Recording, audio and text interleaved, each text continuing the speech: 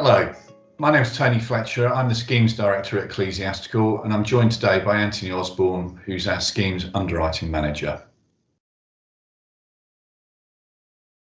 We're delighted to be here with you today as part of a programme of Broker Insights.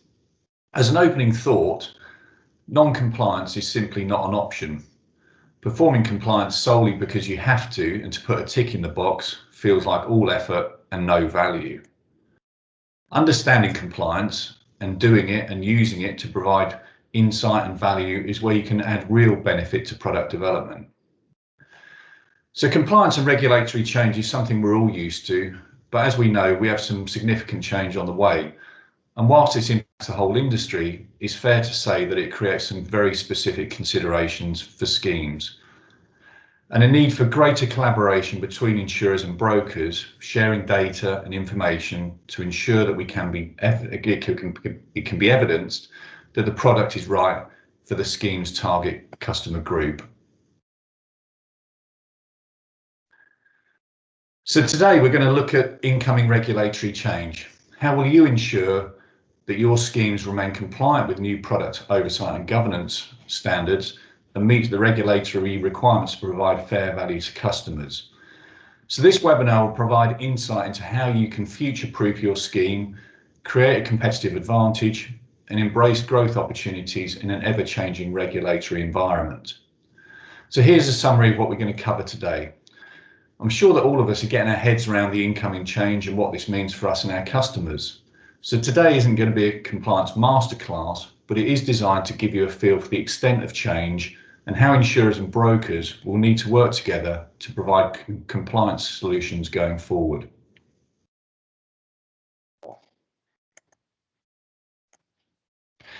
But before we dive into the world of regulation, it's interesting to look at what's commonly referred to as the 4 Ps. This marketing mix has always been recognised as the key components to growing and developing customer offerings. It's all still relevant, but a subtle change of language and terminology starts to point towards the FCA's thinking on a number of things that we're going to discuss today. So under the traditional model, when we think about the 4 Ps, we think about price, which is now all about value, promotion, which is about the information we provide our customer, the product, so the solution that we're providing our customer, and the place being how they access those products. A more modern way of thinking about it is to look at people, process, performance, and proposition. People, identifying the needs of that specific customer group. Process, the convenience of them transacting business with you. Performance, which is all about monitoring the scheme in lots of different ways. And the proposition and how this provides overall value to the customer. So a blend of these is really pointing towards the regulator's new thinking on these requirements. So I'm going to hand over to Anthony now, who's going to talk about what's on the horizon. Thanks, Tony. Yes, indeed. I'm going to start by talking about what's on the horizon. And it's actually a horizon that's not too far away in terms of timelines. So it's really important that we all start to look at this in more detail. And I'm sure you are already reviewing all this like us. We're working towards understanding the detail more. Today, we want to provide you with a high-level summary that starts to unpack all this change. And then over the coming weeks, we'll be developing the frameworks that will support the ongoing monitoring of our schemes portfolio. We'll also be engaging with our schemes brokers to ensure that we've got a really clear joint understanding of the implications for our mutual schemes and our mutual customers.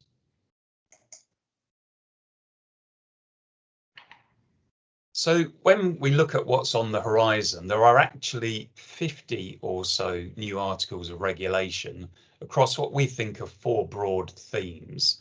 The first 2 themes are relevant to all general insurance products, and second 2 are more specific to motor and home and consumer products. And we'll cover these in more detail on the following slides, but just to give a really high-level summary.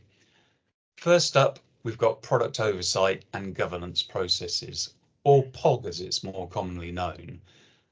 And POG as a regulatory theme isn't new. In fact, it was introduced as part of the Insurance Distribution Directive in 2018. But this now brings in really significantly enhanced requirements, such as annual product reviews that are a lot more detailed and target market statements. Secondly, this big theme of concept really of fair value. This is very big for the FCA. They've published final guidance paper FG 1905 on fair value, and it sets out all their expectations of what fair value would be for customers. And it looks at both the manufacturer of the product and also the distributors or people in the distribution chain. And then the last two, as I say, are more specific to consumer products. So PS 2009 is the policy statement on value measures. And this is the requirement to report to the FCA on 15 very specific measures that will help them monitor and ensure that customers are getting value.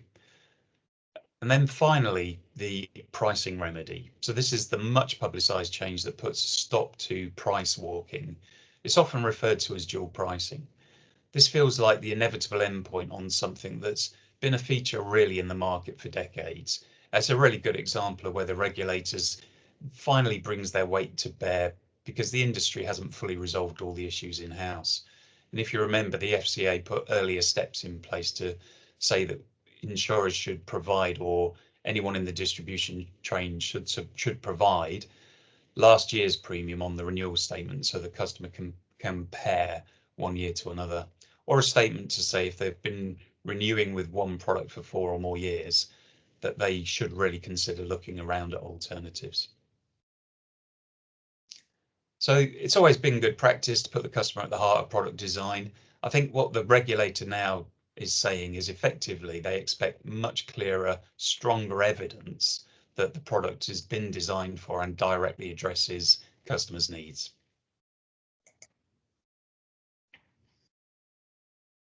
So if those are the 4 broad themes and the ideas and the concepts, what actually needs to be delivered in a practical sense? Well, the first point I'd make here is that this is all needed by September this year, which really doesn't leave long. Just a note to say the pricing remedy actually isn't due to go live until January next year, but you need to work back to the renewals that will probably be processed around about early mid-November.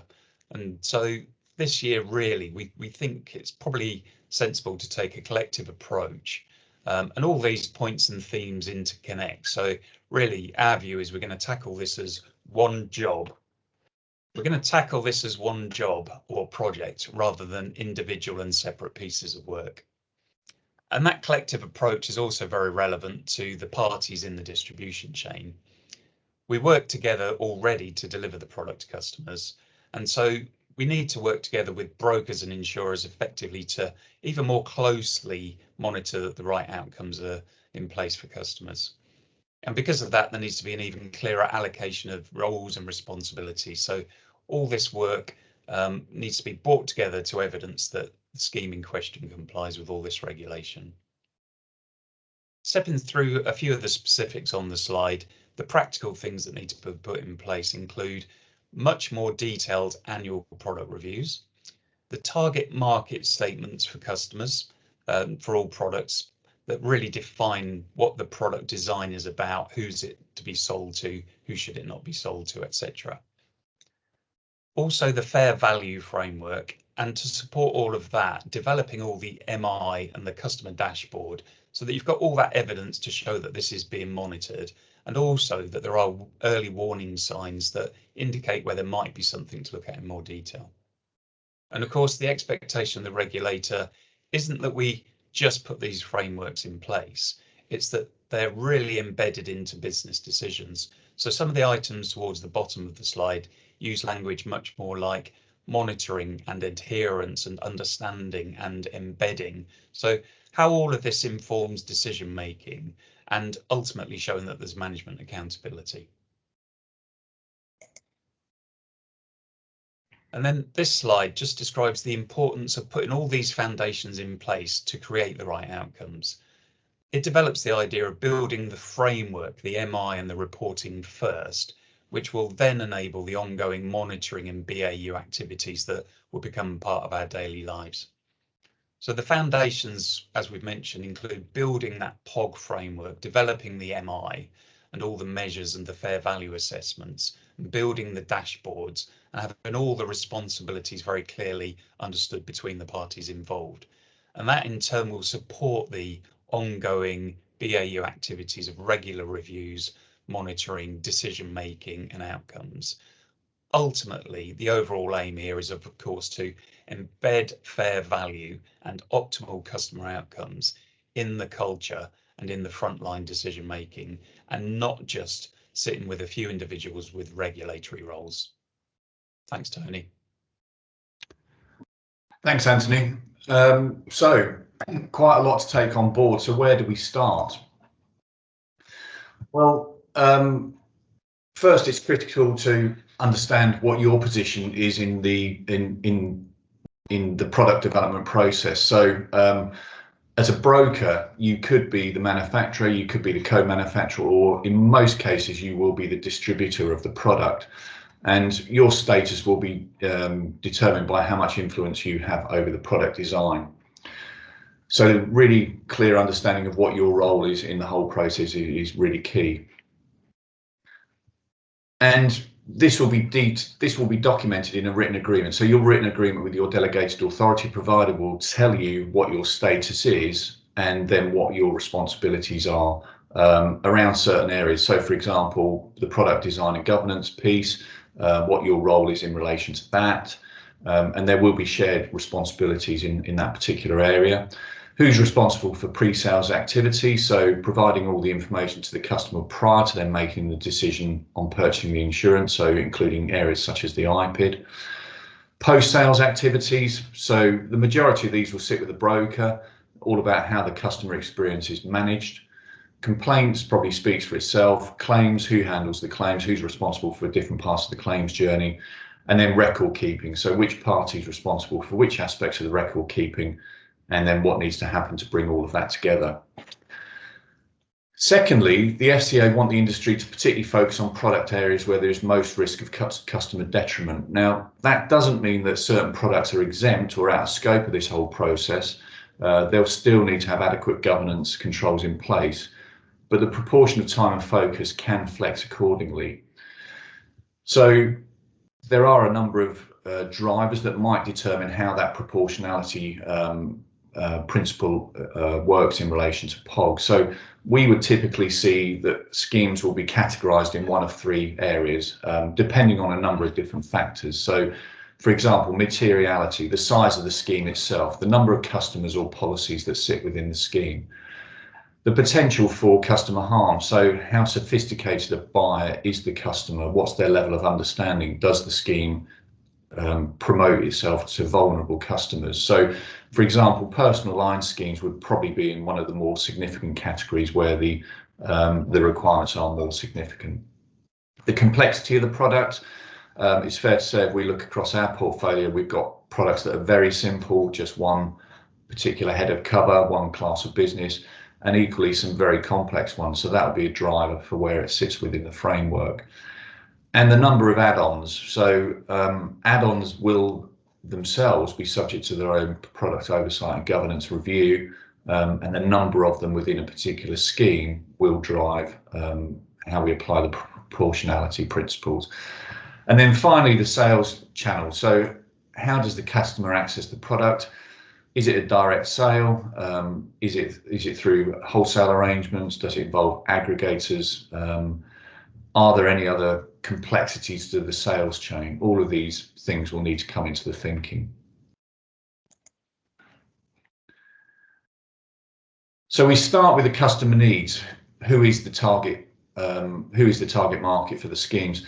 Now, schemes business lends itself to this quite well, and it should be a natural part of the process anyway, but the approach going forward does need formalising.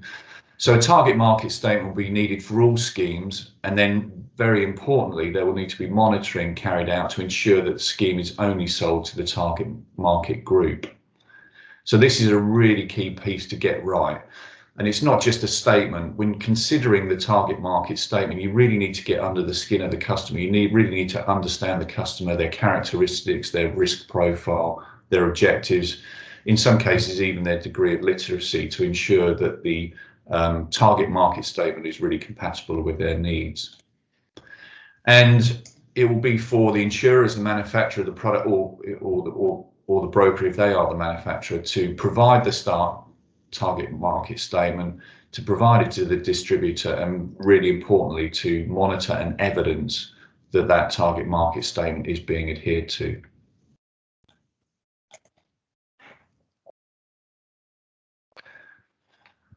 So it's not just reviews of existing products, it's products where there are any significant underwriting changes. So for example, changes to the cover limits, significant underwriting criteria changes. These will all trigger a product review. So at the very least, a product will need to be reviewed annually. But also whilst you're developing new products, or for example, you might be in the process of moving your product to a new carrier, the POG assessment would have to be completed at that point. And within the product review, there's this requirement to show fair values. So really important new step in the journey, quantitative and qualitative measures used to assess the fair value to the customer. And I'll come on to a bit more detail on the next slide. But if you look at some of the areas where we will need to increase the monitoring, so an exchange of in-house information. So at the moment we carry out a product review. That information may not necessarily all be shared between the distributor and the manufacturer, but that's a key requirement going forward. The distributor will collect some information, the manufacturer will collect other information. That information needs to be shared to inform the product oversight and governance process. External benchmarking, so as part of the formal process now, it will be a requirement that that you review the product against competitors' products to ensure that it stands up well against the competition. And product testing, we'll come on to that in a bit more detail, but including engagement with the customer. And then another area that will need to be monitored is the service delivery. So is the service delivered against the agreed and expected service levels? If not, does that lack of service delivery have potential to create customer harm? So this is just a sample of the additional information that we're going to need. So for example, sales metrics, renewal metrics, cancellation and lapse rates. So is there anything in the trends within this data that suggests that the product is not right for the customer? So for example, a drop-off in sales or a drop-off in conversion rate, an increase in lapse within the scheme, all could be indicators that something is not right for the customer within that scheme. Is the total price fair? So each scheme will have to have a target loss ratio, and then the actual loss ratio will be monitored against target. So again, is there anything within this that suggests that the product is providing poor value to the customer? And when looking at the price, all component parts of the total price have to be fair. So this will include an assessment of optional covers and add-ons. So as I said earlier, they will need to undergo their own POG process. It will look at the commission that the broker's earning and work transfer. It will look at the fees that they're charging as well.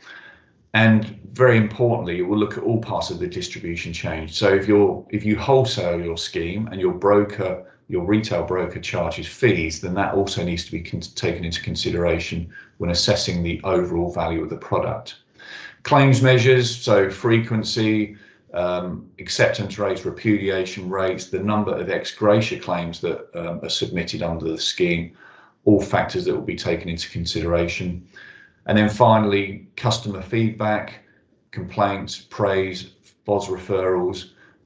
There needs to be adequate reporting in all of these areas and root cause analysis carried out to ensure that the product is providing good value. And all of this, again, needs to be evidenced. Really important to note that everything has to be evidenced.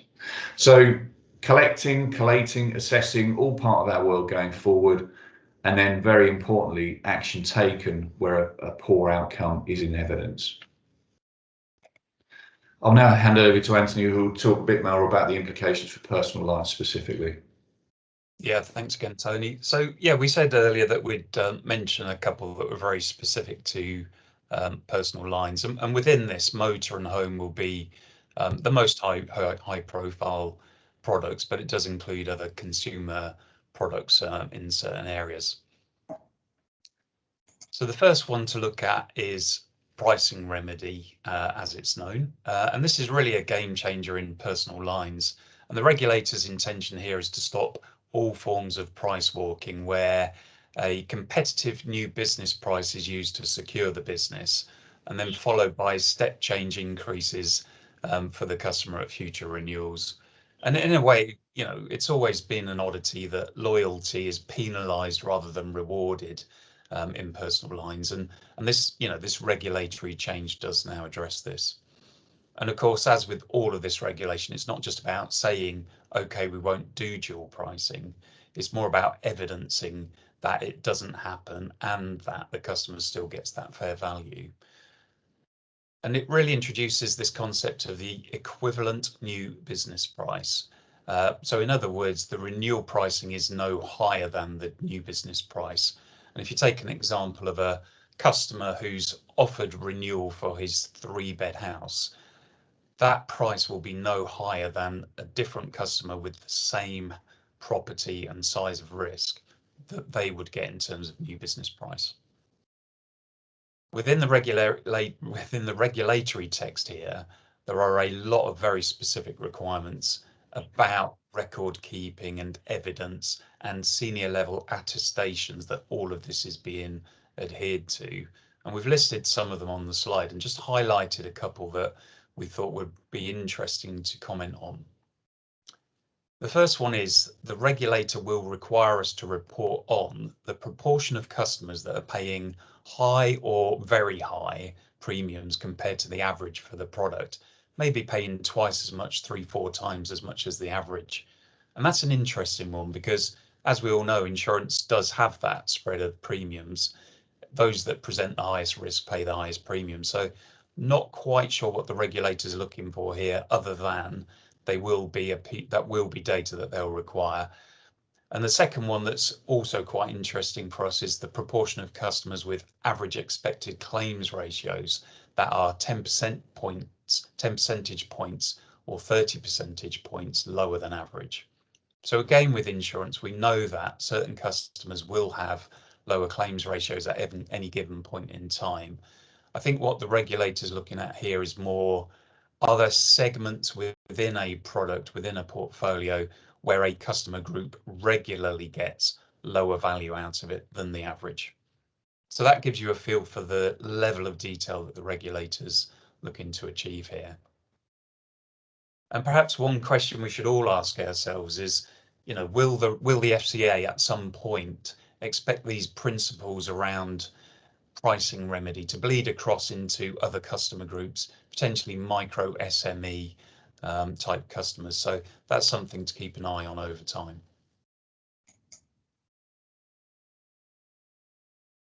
And then finally, the FCA value measures. So the FCA will require insurers or product manufacturers to provide this detail to them. And the really important point here is that they in turn will publish it and make it public information. And as such, the value measures data will then create a common way, if you like, for individuals to compare value across a range of insurance products and providers. And this will be available to customers, market commentators, and organisations such as consumer groups, and effectively allow them to hold the insurance industry to account. And ultimately, by publishing this information, the FCA is aiming to create incentives for firms to improve the value of products and services that they offer to customers. Just a couple of points to mention on the value measures. This only applies if a product generates over £400,000 worth of premium and has over 3,000 policies, but it applies across home, motor, breakdown, legal expenses, dental plans, warranties, and generally other selected personal lines products. The list of measures is shown on the slide. There's just a couple to highlight there, and the reason we highlight them is because loss ratio actually isn't listed as one of the value measures, and it feels like perhaps the obvious one for a customer to understand what level of value they might get from a product. But although it's not listed, it really is easily derived from the other measures that are already on the list. So for example, the claims frequency, the average claims payout, and the premiums. So really, there will be that information there for everybody. Thanks, Tony. Thanks, Anthony. So new regulation is creating a much more significant framework around POG and introducing the requirement to demonstrate fair value. But how else can you get to know your customer, understand their needs, and create competitive edge?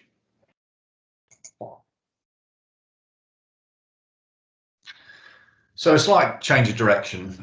We're going to look at the value proposition canvas. So for schemes where products are aimed at specific customer groups, using the value proposition canvas is a great approach. I'm sure many of you are familiar with this tool. Now, this could be a whole subject in itself, so we'll only touch upon it briefly, but this is a tool we've used in-house with a number of our schemes brokers when developing products, and it supports the whole concept of this regulatory change. It's true to say that in the past, insurance product development often meant looking at competitors' products, identifying gaps and trying to close them. And whilst this will be a formal requirement under future POG regulations, matching someone else's product doesn't create competitive advantage for your scheme. So this tool is ideal for schemes, enabling you to identify the customer's problems and later building solutions to solve these issues. So where do you start? So start on the right-hand side of the tool. The profile is where you describe the customer. Start with the jobs the customer is trying to get done in their work life. Now, this can include tasks that they're trying to perform and complete, problems they're trying to solve, and needs that they're trying to satisfy. In reality, the jobs that they're trying to do remain unchanged, but the products or services or solution to doing these jobs are the things that we can change or influence. The pains are the problems that the customer has in getting the job done. So this could be an obstacle preventing a job from getting done or done well, an undesired outcome, a problem, a dislike, experience before, during, or after getting a job done, or a risk of a potential bad outcome relating to getting the job done, badly or not at all. Gains describes how a customer measures success. So for an example, an outcome and benefit that the customer wants. It indicates how your customer measures success of a job well done. So once you've completed the customer profile, you can move across to the value map section where you focus on how you can provide value to your customers. So start by prioritizing their jobs, their pains, their gains. Now, you won't need to address all of these, but it's really important that you pick out the most relevant ones, the ones that can make a real difference to the customer. And the next step is to think about the solution your products, services, or offerings provide or could provide with some further development. So this is a very quick overview of a process which can really help you design products that meet your customer needs and really supports what the regulator is looking to achieve. This process might take a day or half a day to complete, so it is a big investment, but it's definitely worthwhile. And remember, it's based on insight into your customer group. So the more people you involve in this process, the better, the more insight you'll get. So involve your teams, involve your insurer partner, and potentially involve your customers. There are other ways to think about product development. Some are more difficult than others. So we've just put a few ideas up on the screen for you. So the data detective. So this is all about desktop research, identifying data and trends in your customer group and using that to inform your product development. The journalist. This is all about insight gained through talking to customers.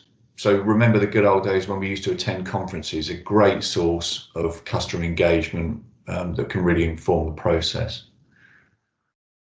The anthropologist. Well, this follows the process of the value proposition that we've just talked about. And the impersonator. So this is where you really put yourself in the customer's shoes. You actually use the products yourself to get first-hand experience of the outcomes of those products. And a couple of slightly more difficult ones. The co-creator, so this is a step on from the value proposition canvas, but gets customers involved, a really important point of informing product development. And then finally, the scientist. So you develop some ideas, and before you launch them, test them out. Test them out with your customers, validate them, refine them where necessary, and then test them again.